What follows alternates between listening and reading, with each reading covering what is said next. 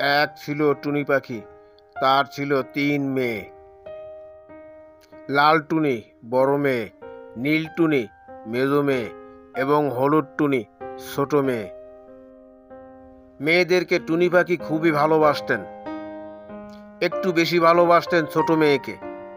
প্রতিদিন বিকাল হলে তিনি তার ৩ মেয়েকে নিয়ে গল্প করতেন এবং উপদেশমূলক বাক্য শুনাইতেন। ঘুরতে বাহির হওয়া, খেলাধুলা করা, এইসব বিষয় তাদেরকে বলতেন।